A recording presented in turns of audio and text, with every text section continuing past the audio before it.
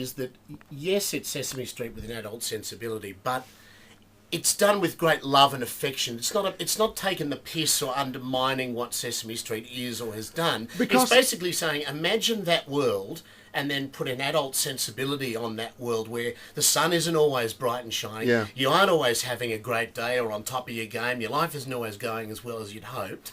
And that's kind of where we are. Yeah, the weird thing is, though, you say that, I've always had that kind of view whenever I watched Sesame Street, because there was always an almost subversive element always kind of running through Sesame Street. Yeah. So this kind of relives everything I've possibly imagined. And then some, I think. Oh, really? Now, some people play characters. Dave, Yep. you're a character in there Correct. as opposed to a puppet. But Yep. So, because Luke is the guy that has the... Yes, he's just over there. Does Luke... You right there, Luke? I'm Sweet. okay. I'm okay. Does Luke have two roles where he plays like the thing that's on his hand, or himself? Well, no, he definitely plays two roles, but in Luke's case, it's not just one puppet, it's in fact two completely different puppets. Both hands at once. Well, indeed, at one point, yes. The show has a variety of different kinds of puppets, and I'm sure you could discuss this at much greater length than I could. But No, there are many different kinds of puppets. Some of which are obsessed with porn. Some of which no, it's no factual. Some of which are dying to fall in love. I mean, yeah, it's very real. It's very real. Yeah. These puppets are quite real. What they're talking about and the topics that they're tackling are real. So, what attracted you guys to these roles? I think it's...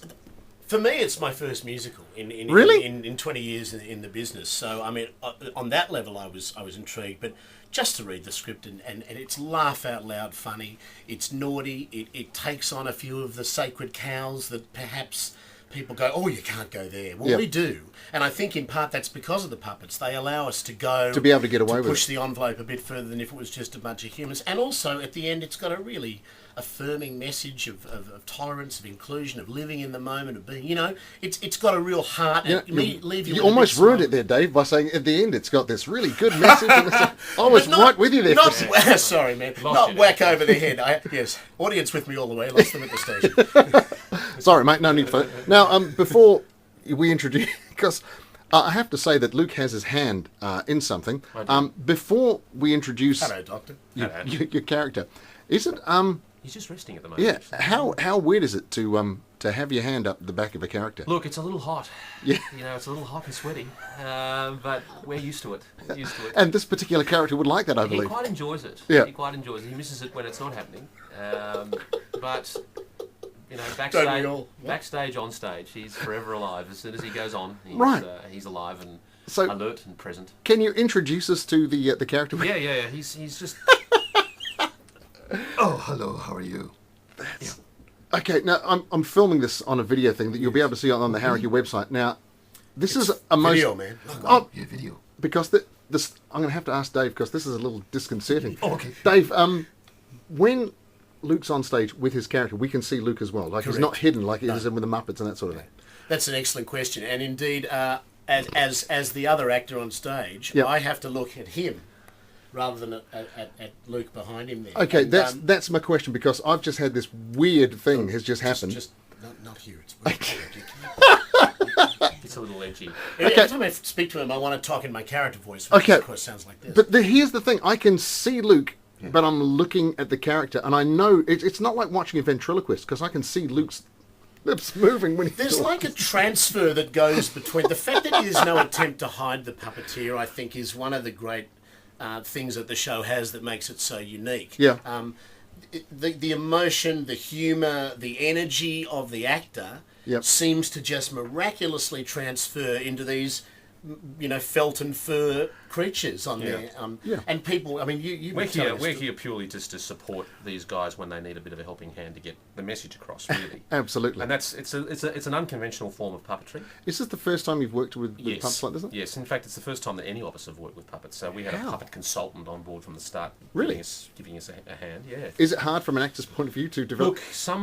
Look, I was blessed because I picked it up I picked it up pretty quickly. Yeah. But there were some actors that didn't pick it He's up. being modest. He's very, very bloody good at Didn't it. pick it up that quickly. So I was lucky in that sense. But we kind of gel. Yeah. But getting back to your earlier question about were you right? How did you get these roles? Yeah. It's a little concerning really because I do remember walking into the audition room and the director saying to me, "Well, the character is this porn-obsessed monster, and I think you'd be perfect." So What were you wearing You when you straight went away into went, I can do I that, kind didn't of you? went, "Well, I'm unshaven and my hair's a bit scraggly, which nothing's changed, but You did have leather chaps on, though, at the time, didn't you? Yeah. Oh, no, that's... Sorry, that's... maybe I did. I can't remember." Mine is unfortunately true because mine's an unemployed failed comedian, and strangely I felt quite connected to that too. So I think. So how come you're not the porn character? Well, Brian's. They get on very well. They do. They're very good mates. They're very good mates. They have a lot in common. They like a beer and a good stint on the computer. Yep. Yeah, love that. And yeah. There's an uncanny resemblance to this character to a certain character on Sesame Street. What, Cookie Monster? Exactly. I was going to say. Yeah, Cookie Monster's long lost relative. Really? Yeah, I see him at Christmas. Yeah. Yeah, but with not much in common. No. He likes cookies. I like porn. Well, a lot of people would say. Nom, nom, nom, nom, nom, nom, nom, but different.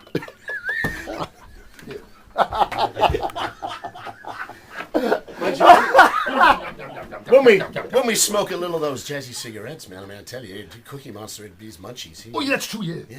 I forgot about that. Plenty of cookies. What are you doing later? I don't know. Yeah, probably that. Okay. So your role, Mr. Monster? Oh, Trekkie Monster. Trekkie yes. Monster. Yeah. Is that some sort of Star Trek thing? Well, yeah, I suppose it's a little, space age. Yeah. You see my horns? Yeah. Yeah, metaphor. So I wasn't going to touch him. Horny. Yeah. Yeah, like, I'm kind of like monster-y. Yeah, So, yeah. compared to the rest of the cast, Yeah. quite space age. Mm-hmm. Wouldn't you say? You're the rock star of the show, man. What can I say? Yeah. I mean, people love him. I mean, Yeah, I think absolutely. I in mean, a way, I love the way you're relating to him now. I because can't this- believe it, though. I this mean, is that's the what thing I'm happens finding with this really character. hard to kind of deal with. I mean, on stage, fine, I can understand it. It's a show. I'm sitting there watching, but I'm in a studio now, interviewing a guy who's got his hand up the back of a thing. Yeah. Sorry about this, Mr. Monster. That's okay. But Keep going. I'm looking at the monster. Keep explaining it. It gets worse, doesn't Oh, it? yeah, Oh like- yeah. Thanks very much. Get your hand up the thing. Keep going. Yeah. I'm taking my hand out the pocket as well. Oh. So Let's all open our hands Dave, on the quickly, table. some of the other characters that appear on the show would be Oh, well, we have Kate Monster, who is similarly of the breed of monsters like Trekkie. Different, but a the wife, same. perhaps.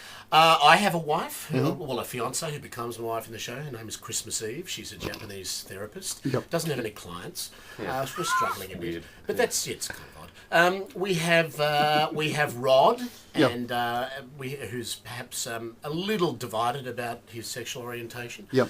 We have Princeton, who is a fresh young graduate out of college who arrives at Avenue Q, which is suitably down the list of streets if you wanted to live in Avenue A and Yep. he can afford to live in Avenue Q. He's looking for his purpose in life. It's a bit like most of us. We come out of uni with an arts degree and you go, what do I do with this? Would you like fries with that? And Yeah. would you like fries? Exactly. Yeah. So you know the territory. Nicky's the other character, and for anybody who wanted to know why Bert and Ernie used to live together, Yeah. Come and see Avenue Q. come and see Avenue Q, because that'll explain it. Look, I've got to say, my daughter wants to see Avenue Q. How She's old is she? 15, going to be 16. Oh, absolutely fine.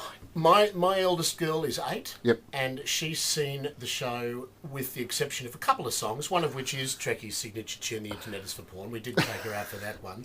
Fair enough. And another one, You Can Be As Loud as the Hell You Want When You're Making Love. Yep. She didn't see those ones, Oh, I like but that she's song, seen the rest of it. And I think that's the beauty of it. Whilst I wouldn't come along expecting a kid's show. That would be Right. completely Yep. No, mistaken. she doesn't expect a kid show, but she's I think at certainly 15, looking forward to it. 16, she's right in the ballpark for this kind Yeah, of humour. absolutely. It's a very much a show that has broad appeal Yeah. right across the age Yeah, groups. the weird thing is, at no stage have we discussed what the story's about, or as you would normally would with a show. We've just discussed the characters, and it's just the presence of that particular character has really made me want to go and see the show. Great. Well, that's good. That's hysterical. I Yeah. can't believe that. It's always an interesting thing when people ask us what the show's about, because it is about so much. Yeah. And I suppose it's well defined in explaining who the characters are. I think that's probably really gives you a good idea of what the story is about. Yeah. Without sort of saying, well, this is what happens next and this is what happens. it's all these different characters that are fairly stock characters that sort of come together Yeah. collectively on a bit of a they're all on a bit of a journey themselves. So it's What's your journey, Jack? Well, let's see. Fast internet. Yeah.